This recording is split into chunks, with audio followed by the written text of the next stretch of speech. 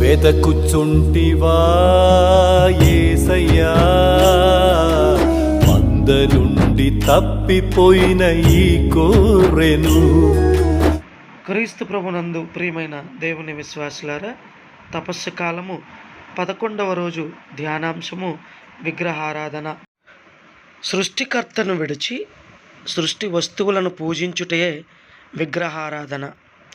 మన హృదయముల నుండి యెహోవా దేవుణ్ణి తొలగిపోయేలాగా ఏదైతే తోడ్పడుతుందో అదే విగ్రహము. నిజదేవుని నుండి మనస్సు త్రిప్పుటే విగ్రహారాధన. సొలొమోను మనస్సు అతని భార్యల వలన దేవుని నుండి తొలగించబడింది. మన జీవితాలలో మొదటి స్థానం దేవునికే ఇవ్వాలి.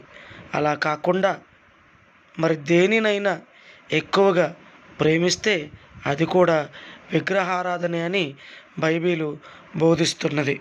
నిర్గమకాండము 20వ అధ్యాయము 7వ వచనము, మీరు దేవుడైన యావే నామమును దుర్వినియోగపరపరాదు, తన నామమును దుర్వినియోగపరుచువానిని యావే దండింపక మానడు.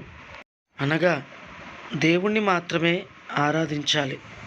కానీ చాలామంది సినిమా నటులకి, క్రికెట్ ఆటగాళ్ళకి ఫ్యాన్స్గా ఉంటూ ఇంకా అనేక మంది వ్యక్తుల విగ్రహాలను ఆరాధిస్తూ ఉంటారు. ఇవన్నీ కూడా విగ్రహారాధనలే. దేవుణ్ణి తెలుసుకున్న వారు సంపూర్ణ నీతి కలిగి దేవుని శక్తిని గుర్తించి దేవునితో మనం జతై ఉండటం ద్వారా దేవుడు మనల్ని దీవిస్తాడు.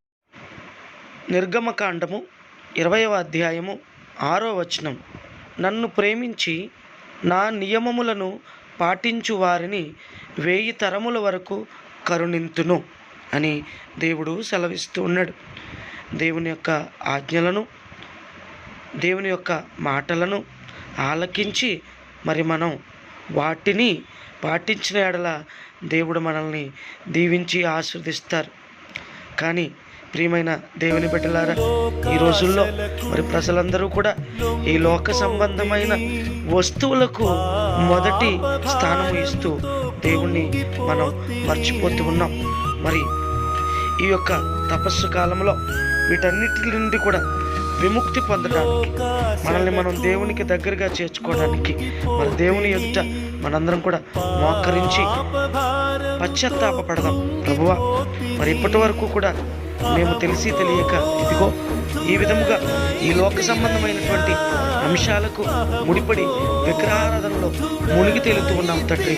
దయతో మమ్మల్ని మన్నించు ప్రభువా అని ప్రార్థన చేసుకుంటూ ఒక్కసారి మనం ఆత్మ పరిశీలన చేసుకుందాం. నా హృదయంలో మొదటి స్థానం ఎవరికి ఇచ్చాను? నాలో దేవునికి ఇష్టం లేని విగ్రహాలు ఎన్ని ఉన్నాయి?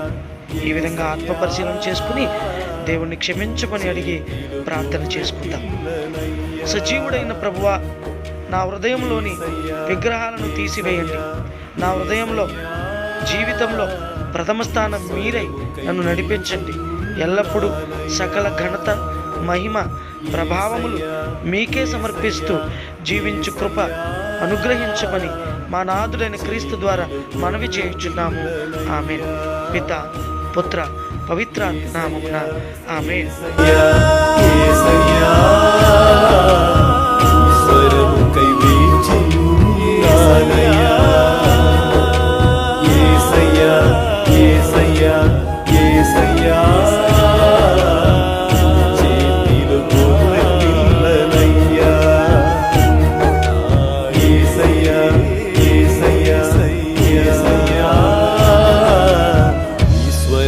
కై వేచియున్నానయ్యా.